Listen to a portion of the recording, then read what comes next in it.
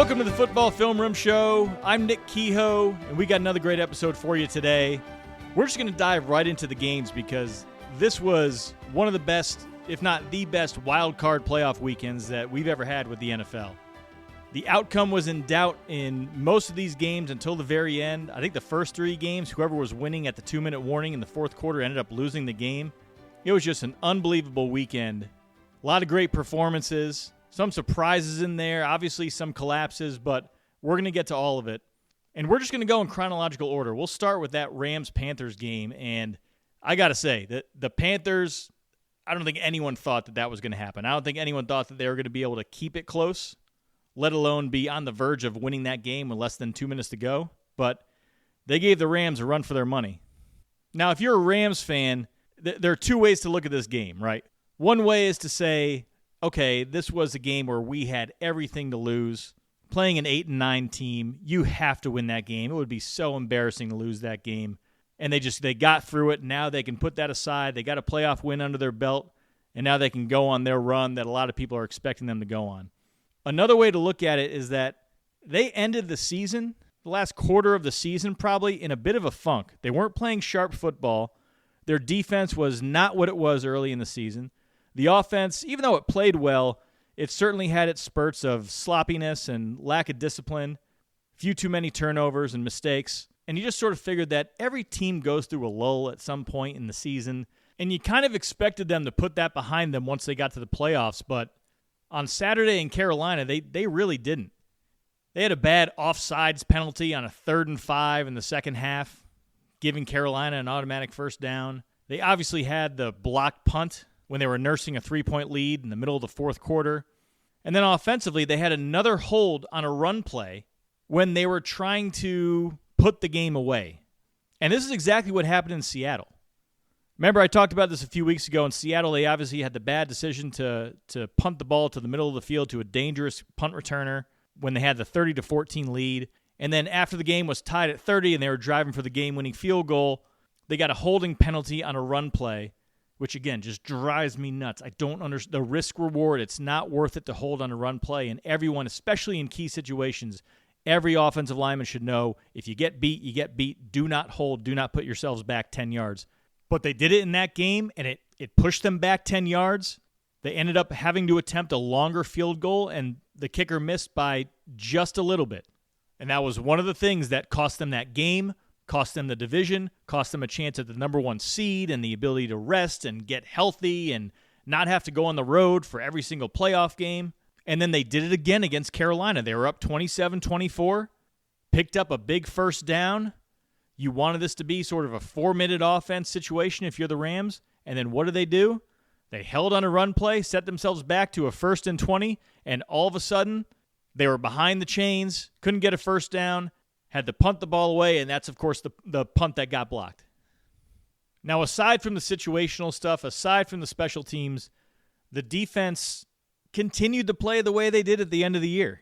The pass rush is just not quite what it was earlier in the year, and that's a big problem because their secondary, that's their weak spot. Those cornerbacks, those are their Achilles heels, so to speak. And they could not get a good enough pass rush against Bryce Young and the Panthers, and Young was able to do whatever they wanted to in the passing game in the second half. I mean, whenever they wanted it, they could get a big play. It was a very unimpressive game from the Rams defense, and one that makes you say, what are they going to do against Caleb Williams, Ben Johnson, and the Bears? If they can't get a pass rush, it's going to be a difficult game up in Chicago. Now, the only reason that the Rams even get to go to Chicago is because Matthew Stafford, MVP Matthew Stafford, did what he's done all season and pretty much throughout his career, and that is come through with the game on the line. I think this was his 54th career game-winning drive, but in the fourth quarter, he was lights out. 12 of 15, 143 yards, 2 touchdowns, 2 go-ahead touchdown drives, and we'll get to those in a second because this game can really be broken into thirds. You had the first part of the game, the first third of the game, where Stafford, the Rams, the offense, they came out of the locker room ready to go. They were methodical. They did everything that we all thought they were going to do, right? They were going to come to Carolina, take care of business. This wasn't going to be a repeat of what happened in Week 13 when they lost. And they did. They scored on their first drive, took a 14-0 lead, and looked like they were in total control. Now, the Rams clearly had the game plan to attack Carolina's linebackers and safeties in the middle of the field. All three of Stafford's touchdowns in the afternoon came against linebackers or safeties. Their first one to Puka Nacua had Nacua lined up in the backfield. He was actually to the one receiver side of a 3-by-1. And what that did was it made the defense skew more towards the three receiver side. And with Nacua running his route out of the backfield, not only did he get a free release, but he got matched up on a safety in space. And Stafford looked left to hold the coverage to the three receiver side to keep any possible help defenders away from Nacua. And so you ended up with a huge mismatch of Nacua on a safety. He beat his man, had a ton of room. Stafford laid the ball in there, and the Rams were on the board. Their second touchdown came on an option route to Kyren Williams out of the backfield. Ended up running that against a linebacker. Again, another mismatch. And then, of course, the game-winning touchdown came to Colby Parkinson, a tight end, running a wheel route where he ended up getting matched up on a safety. It was decent coverage, but one of the advantages of attacking safeties and linebackers is that they don't have the ball skills of cornerbacks, receivers, tight ends. And so Parkinson was able to make a great catch, and, of course, the throw from Stafford was absolutely perfect. But the middle of the game, that middle third, that's where the Panthers gave the Rams passing game a lot of trouble. And really the way they did it was with pressure up the middle. Now, they weren't exactly coming in free, but they were bringing blitzes inside that were forcing the running back who was in protection to stay in and have to take on a guy who was getting a 5 to 8 yard head start and trying to run through him. And even though those running backs did a decent job in protection, the place where they were making contact with their blitzing defender was kind of right in front of Stafford, which disrupted his timing, disrupted the amount of space he had in the pocket. So the Panthers had a good plan there, and clearly that's what they were doing. They brought a lot of pressure in the middle, particularly in the late second quarter and throughout the third quarter. That's when the Rams really struggled. And on top of that, you had Stafford's finger. That, of course, impacted his accuracy. You had a couple drops in there. But the passing game was completely off. The timing was completely off. I think the interception to Davante Adams, that to me seemed to be more of a miscommunication or just two guys not really being on the same page. I think Stafford thought that Davante Adams was going to flatten his route off. He was running an out route, and he let go of the ball before Adams was out of his break. And then, of course, Adams took his route a little bit more upfield. Won't say who was right or who was wrong, but clearly they weren't on the same page. That led to an interception, but they were just completely discombobulated during this stretch of the game. But then they recovered, and what was the play that did it? Another no-look pass from Matthew Stafford. Now, he doesn't just do that for fun. He does that to move defenders and to manipulate defenders and to create openings, to create windows. And on this play, he, again, was looking right, had his body turned to the right, got the underneath linebacker to drift to the right as well, and then he threw the ball back across his body a little bit, downfield, deep in-breaker, right off of the defender's shoulder. And the Rams' passing game was in business. And from there, that's really where they started marching up and down the field and doing what they wanted to some extent. Sean McVay also talked about after the game how Stafford was doing a tremendous job at the line of scrimmage with the protection.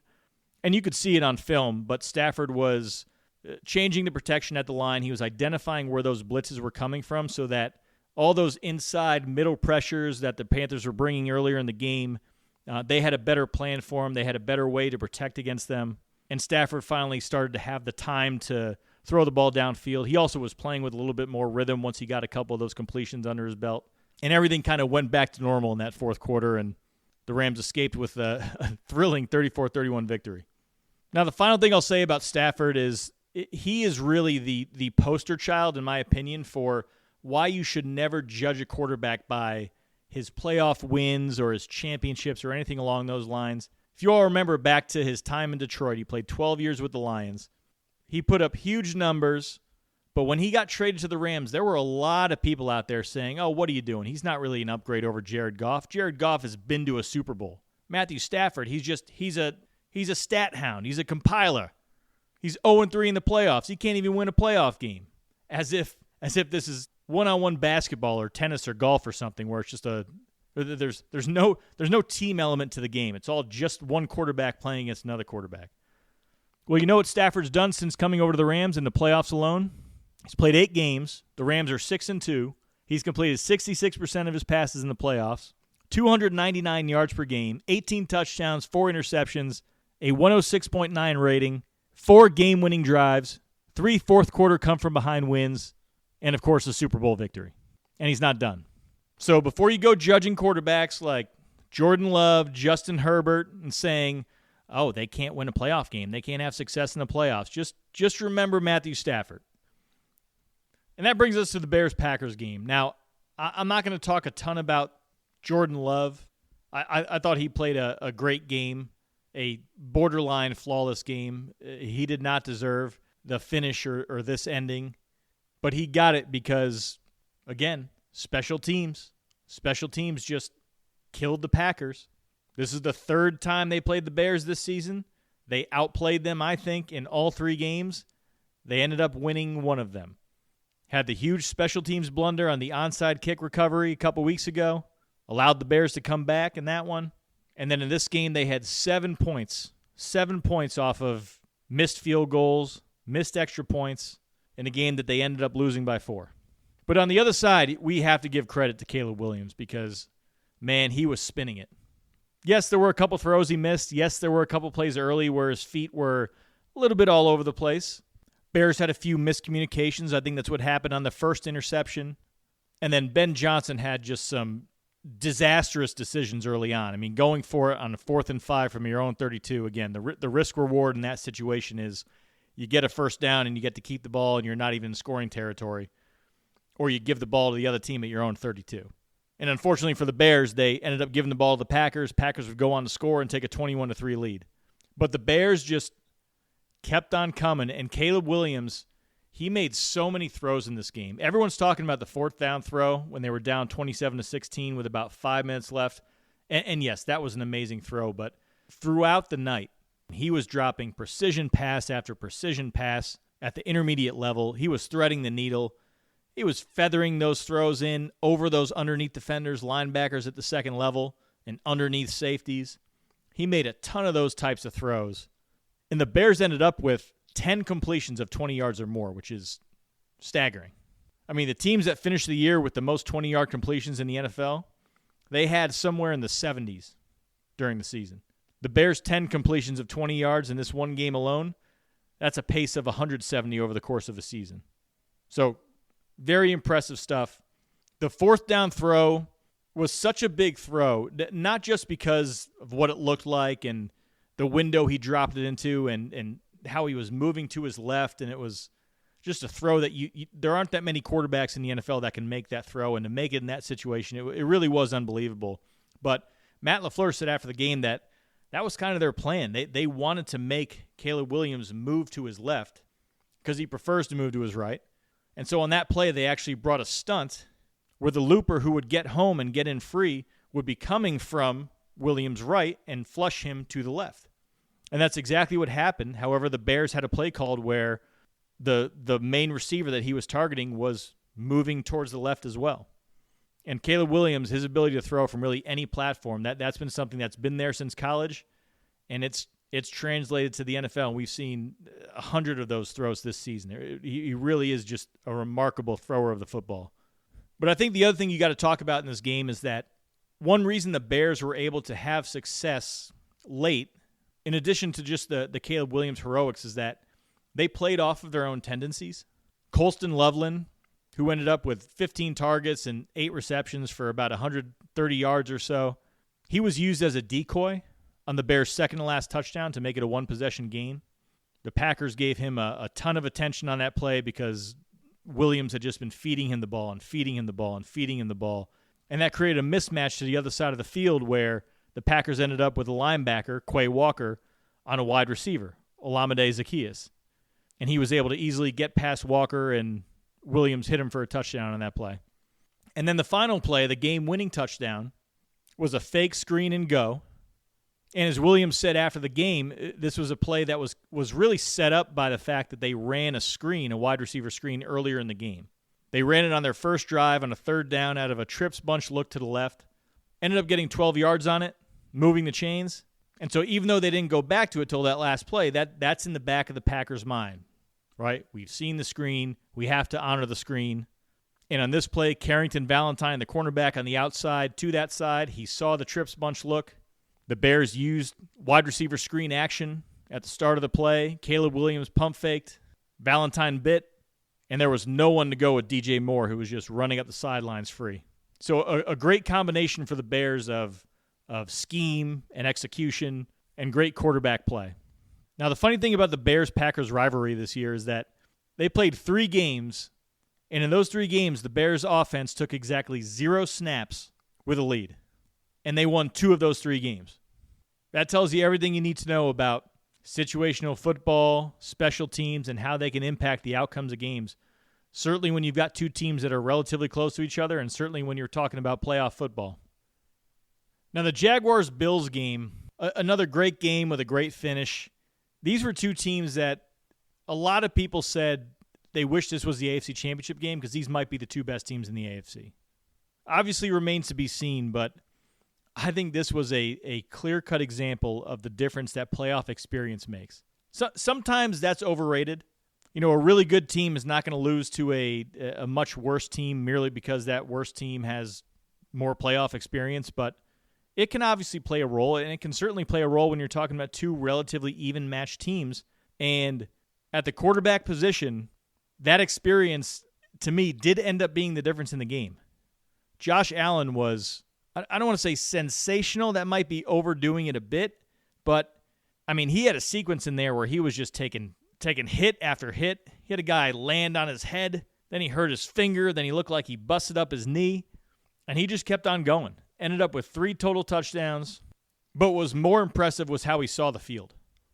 There were multiple big plays in that game that were directly the result of Josh Allen recognizing what the Jaguars were doing, because the Jaguars, they love to bring disguise. They create turnovers with their disguise and by fooling quarterbacks, by fooling offenses. His big play to Keon Coleman down the right sideline, that came on a play where the Jaguars would start in single high and then spin out into cover 2. They actually tried to trap Allen, and he was about to throw the out route from the right slot. He saw the safety spinning out, saw the corner sitting and trying to jump that out route, and quickly turned and fired the ball down the sideline to Keon Coleman. So it looked wide open on TV. It looked wide open on the broadcast. You're saying, Jaguars, what the heck are you doing? Man, it's so easy for Josh Allen. He's got wide open receivers running downfield. That was all Allen. That was him recognizing what they were trying to do to him and then countering. And then, of course, the big play on the final drive with the Bills trailing by 4, just a few minutes remaining. The Jaguars would end up bringing a pressure, a 4-man pressure, but they'd end up getting a free rusher up the middle in Allen's face. And what do most quarterbacks do when they've got a free rusher in their face? You know, they run around, or they turtle and take a sack, or they're just looking for a hot throw, a quick throw somewhere to get rid of the ball quickly. What did Allen do? He saw it. He backpedaled to buy just a little bit more time. And as he was doing that, he read the coverage downfield, saw that he had a 2-man route combination to his left, an out and a post, saw the safety jump the out, and he threw to the post. He didn't just throw it to the post.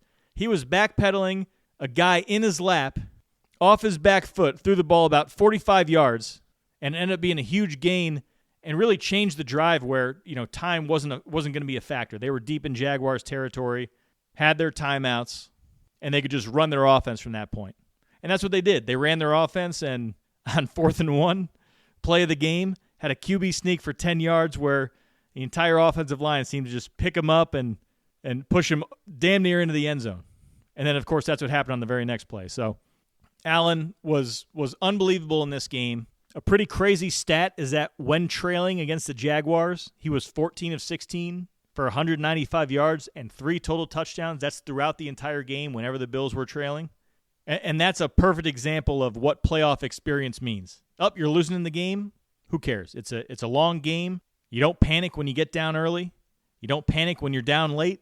You play the full 60 minutes, and that's what Josh Allen did. If you're judging the MVP award by who is most valuable to his team, Josh Allen wins it hands down this year, wins it hands down just about every year. And that brings us to Trevor Lawrence, who had a great season. I don't want to just completely trash him. He made a bunch of throws in this game. He did make some good throws. He did play well at times. They scored 24 points, but his 2 interceptions were killer. And they were interceptions. They were the types of mistakes he was not making in the second half of the season when he went on that hot streak. The first interception, the Bills would spin out into a Tampa 2, but it wasn't even like they spun out at the snap, really. Kind of looked like they were going to play 2-shell. They ended up playing 2-shell.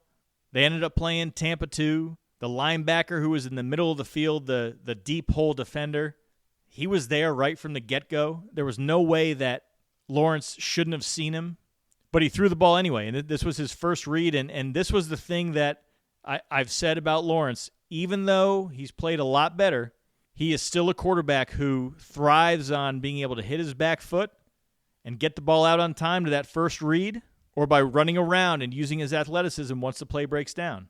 And when he's at his worst, it's when he's forcing throws. He's locking onto a receiver because he has pressure, or just because he's made the decision before the snap to make this throw. And that seemed like that's what happened here, because there's no earthly reason why he should have thrown this pass, and there's no way he didn't see the linebacker sitting in the middle, just made a bad decision. And this was a bad interception, a very uncharacteristic interception based on the way he'd been playing the second half of the season.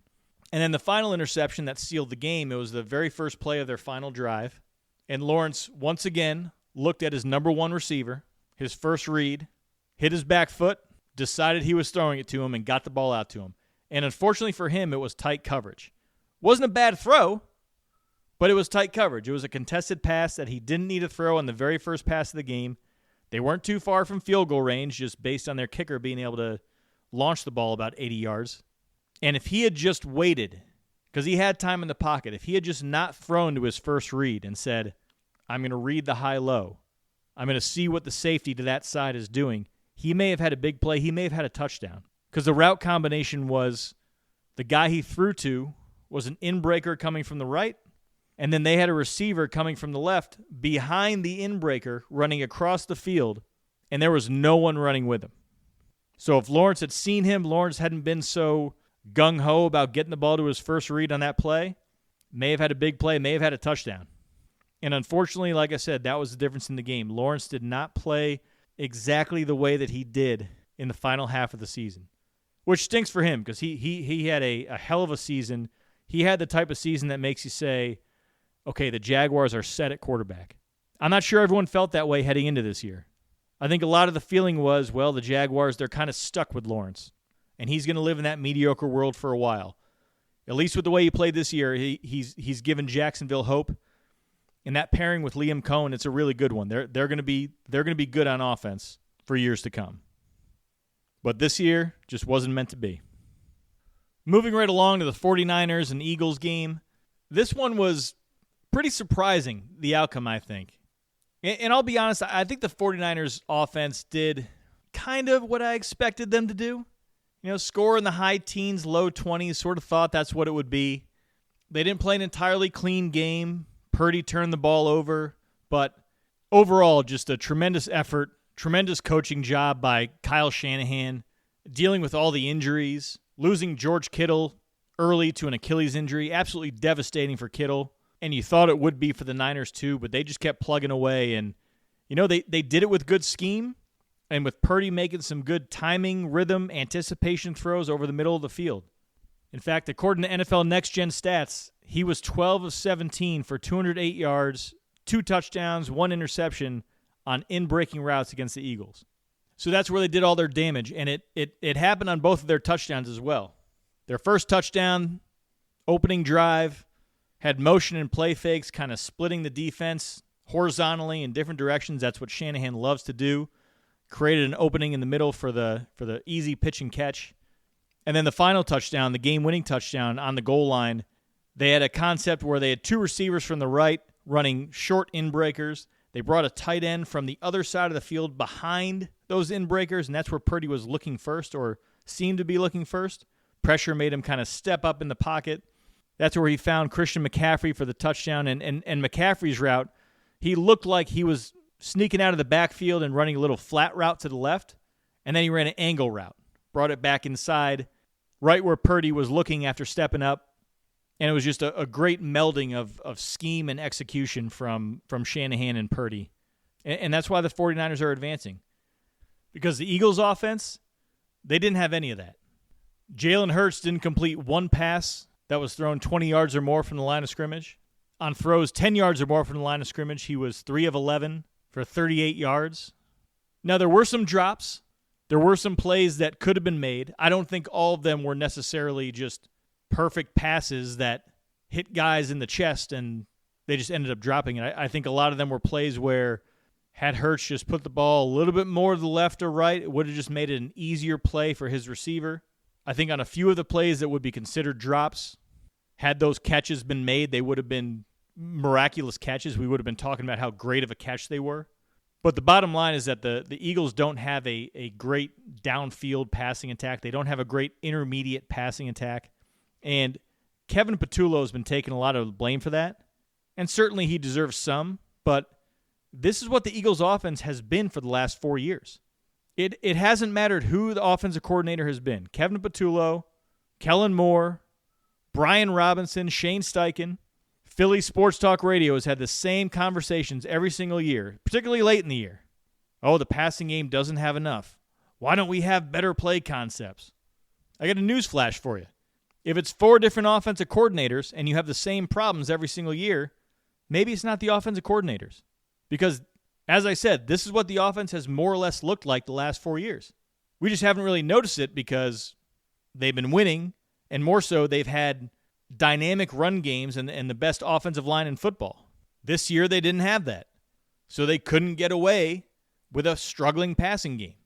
They couldn't get away with a limited passing game that only took selective shots on the outside.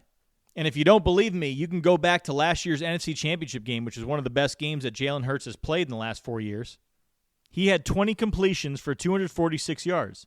Not one of them came on a throw 10 yards or more downfield between the numbers. He doesn't operate in the middle of the field. He doesn't process in the middle of the field. He's not a rhythm and timing quarterback. He's a quarterback who relies on ISO routes on the outside that he can throw. Sometimes he's really good at those. Throws a good deep ball. Sometimes they take shots on posts downfield. But it's those plays, it's RPOs, it's play action, it's other throws off of the threat of the run. That's what he's been as a quarterback. But this year, as I said, it's been more under the microscope because they haven't been able to get away with it. And they haven't been able to get away with it because their running game has not been as good as it's been in the past. Case in point, last year, they could finish off opponents with the run game. In fact, in the second half of games, Saquon Barkley ran for 1,245 yards, 6.7 yards per carry, and 8 touchdowns.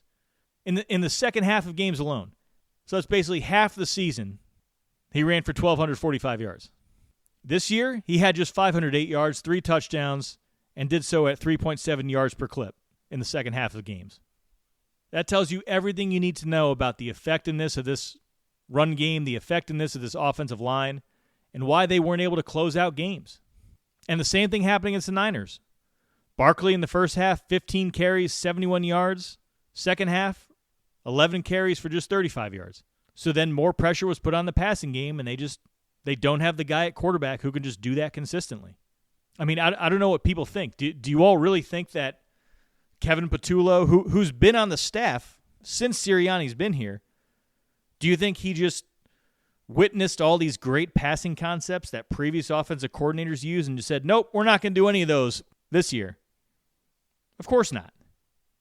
Now, of course, every offensive coordinator might call a game differently. They have different timing for when they get to things. No one's exactly the same as any other offensive coordinator, but the play concepts, as elementary as they are this year, they've been like that in the past. And so ask yourself why that is. Ask yourself why every offensive coordinator who's come along has not said, oh, let's run the Sean McVay, Kyle Shanahan system with Jalen Hurts as our quarterback. There's a reason they don't do that. Because as I said earlier, Brock Purdy, the way he had success in Shanahan's system in this game and how he has throughout his career with the 49ers, has been with anticipation throws, with in-breaking routes, intermediate throws in the middle of the field. Those are all things that Jalen Hurts is just not comfortable doing. He's not proficient doing. He doesn't hit his back foot and quickly process and go through his reads and get the ball out on time. So if you had Shanahan, in an ideal world, if you're the Eagles and you hired Kyle Shanahan tomorrow, Jalen Hurts wouldn't just suddenly start playing like a different quarterback. Now, maybe Shanahan would be able to scheme open a few more completions for him, but the thing that makes Shanahan's system work, the timing of it, Hurts wouldn't be able to do that. So you think Kevin Patullo is sitting there saying, man, I could do all these things with Hurts, but I'm just deciding not to because I don't know any better? I don't know. That doesn't seem to make sense to me. But either way, we're heading into the offseason, and it feels like there's going to be some kind of big change in Philly. Don't know what it is. Don't know what Howie Roseman's got up his sleeve. He's always got something. Watch him make a trade for Joe Burrow. That would be something, huh? But seriously, are Jalen Hurts, Kevin Patullo, Nick Sirianni, and A.J. Brown all going to be in the same locker room next year? Highly doubt it. Someone's going to go. It's just a matter of who. All right, the Sunday night game between the Chargers and Patriots, not quite as entertaining as the other ones, unless you're a fan of watching public beatings, because Justin Herbert got his butt kicked for just the 100th straight game, it seems. Offensive line had no answers for the Patriots, and you sort of knew that was going to be the case. Even though the Patriots weren't a great pass-rushing defense this year, the Chargers' offensive line, they're just so beat up, so banged up, missing both their tackles, just liabilities across that line, and there was nothing that they could do. There was nothing Justin Herbert could do. He's going to take a lot of blame for this one because he also didn't look good. I thought he was kind of skittish on the plays where he actually did have time, and there may have been some opportunities there if he had just stayed in the pocket and not looked to run so quickly. There were a lot of plays where he just seemed like he wasn't even setting his feet. He was just ready to run, and that's what 5 years of taking a beating will do to you. And when the Patriots started to turn up the heat, bringing blitzes, they didn't let the foot off the pedal. They kept bringing it. The Chargers had no answers. Even when it was clear that they were probably going to lose the game, Vrabel just kept sending them. And look, it's playoff football. That's what you should do as a defense. But they just got after the Chargers, and it's unfortunate for them because the defense played really well. I mean, if you're judging that game, if you're just looking at sides of the ball and you're looking at the film and you're saying who won the matchup, the Chargers defense or the Patriots offense, it's hands down the Chargers defense. Had 2 turnovers, could have been 3 if not for a sack fumble recovery by one of the Patriots offensive linemen. They had Drake May looking uncomfortable in the first half. He settled down nicely in the second half. He ended up with over 300 total yards between his running ability and his throwing ability, and that's one of his strengths is if he's not seeing the field, if he's not comfortable, he can at least run for some yards and keep the offense moving, and that's kind of what happened in the first half as he was still sort of feeling out the game, figuring out what the Chargers were doing on defense. He clearly wasn't winning with his passing. I think even the plays he did make through the air, one was just a dump off to Ramondre Stevenson, who took it for about 50 yards. Another was a deep throw where the defensive back fell down and there was a lot of yards after the catch. May did miss a touchdown in the third quarter, although in the fourth quarter he made up for it with just an absolutely beautiful throw right over a defender's arm. But he wasn't crisp by any means. And look, the Patriots scored 16 points. And May's interception, you can't really blame that on him. The ball was tipped, kind of a stuff happens situation. But both fumbles I thought were plays where the pressure was clearly closing in around him. And given the fact that the Chargers couldn't do anything on the other side of the ball, those are plays where you need to eat it. You need to take the sack, live to play another day. Don't try to make a hero play in that type of game. And it's something he'll learn from. He'll absolutely learn from it. That's one thing we've seen from Drake May, his ability to improve and get better from week to week and clearly from season to season. You probably won't see him make similar mistakes, but that's one of the things he still has in him is that playmaker desire and looking to make something happen against all odds, and sometimes you just need to eat it. But really the story of this game was that defense and the way they were mixing up coverages, they were disguising their looks. It was a thing of beauty from a defensive standpoint. And you can't help but feel for Justin Herbert because he's going through it right now. But as I said at the beginning of this, do not judge a quarterback by wins and losses in the playoffs. Don't do it. It's a team sport, and it didn't matter who was back there at quarterback behind that offensive line. They weren't going to score many points. They probably weren't going to win that game. But if you're Justin Herbert, 0-3 in the playoffs, like I said, Matthew Stafford started 0-3 in the playoffs. Peyton Manning started 0-3 in the playoffs. It doesn't have to end that way, but the Chargers need to do something about that offensive line, and I know they've tried to in the past, and it's just injuries have come back to bite them, but they've got to address it and keep that quarterback safe. And whether that's with more depth on their offensive line or having more to their offense, more to their scheme that gets Herbert on the move or helps them run the ball better to take pressure off of the pass protection and off of Herbert, they got to come up with something because it's starting to be the same thing every single year. I don't think it's fair to put all that on Herbert, but they got to have a better plan B. And that brings us to the final game of the weekend, Steelers-Texans. And I think it went the way that we all thought it was going to go. This was such a bad matchup for the Steelers. Their offensive line was not going to be able to hold out against that Texans pass rush. Rodgers, when he plays against D-lines like this, he's not looking to hang in there. He's looking to get rid of the ball, kind of like he did against the Browns a couple weeks ago with Myles Garrett. And you watch the game and you get a little frustrated because you're like, just hang in there. Let's take a shot downfield if you're a Steelers fan. And the Steelers, once they started to do that, the pass rush was able to actually get to Rodgers then. They were able to win one-on-ones, just demolish the Steelers' offensive line, and Rodgers was hit as he threw multiple times, one of which led to the sack fumble that was returned for the touchdown. You know, this was a predictable outcome, just based on the profile of the Steelers' offense and what their limitations are, and based on the profile of that Texans defense that they fly around the field. There's not much more to it. They fly around the field. They don't blitz a ton. They don't disguise a ton. They tell you what they're going to do, and then they do it, and they still knock your ass off.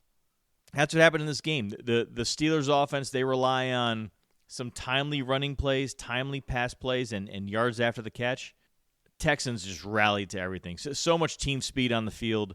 Every time Rodgers dumped the ball off, you had somebody smothering that ball carrier. It really was just total domination on this side of the ball. The other side, the Steelers' defense kept them in the game. They did end up allowing over 400 yards, which was weird to see in the box score. It didn't quite feel like that watching the game, but C.J. Stroud made multiple bad decisions. He was forcing the issue a couple different times, and that really kept the Steelers in the game. If he didn't have those turnovers, this would have been a blowout from the start. It ended up being a blowout, obviously, but C.J. Stroud got it together a little bit at the end, but when they go up to New England next week to play, he's going to have to get the heck out of the way so that he doesn't blow the game for the defense. And it was pretty uncharacteristic of him. He doesn't turn the ball over a ton. The Texans didn't turn the ball over a ton this season. So you kind of chalk it up to it being an anomaly, Stroud wanting to prove himself and do certain things on offense. But, you know, all he's got to do is be a game manager and hit a couple big plays downfield. He had a couple today, missed a few others in addition to those turnovers that he had. Just manage the game. Manage the game, take your shots when they're there, but don't put your defense in position to have to defend a short field because they are so good. It is really tough for opposing offenses to drive the length of the field against them. Sooner or later, they're going to get behind the chains, and when you're behind the chains, that pass rush is going to eat. So C.J. Stroud, I think if he could just play a clean game next week, the Texans do have a chance up there in New England. That defense obviously will travel, obviously will play well in any type of weather, any type of setting. And it might just be one of those games that comes down to the end and who can make fewer mistakes on offense, who can make one or two more big plays. But that'll be a good one. We got a great slate of games next week. Bills-Broncos is the first game. 49ers-Seahawks, a rematch of 2 weeks ago. Then we get that Texans-Patriots game I was just talking about. And we wrap it up with Rams-Bears. It's going to be another great week of playoff football. I have a feeling every single one of these games, these teams are very closely matched. It's tough to determine who's the favorite going forward of the remaining 8 teams. They all have flaws. They all have unique advantages. Really is going to be a fun ride the rest of the way in the playoffs here. But that's it for today's show. Thank you again for listening. Be sure to visit footballfilmroom.com. I will continue to put content on there, reviewing, breaking down the games from this past weekend, previewing the divisional round. I think we're in for some exciting games and cannot wait to talk about it all with you next week.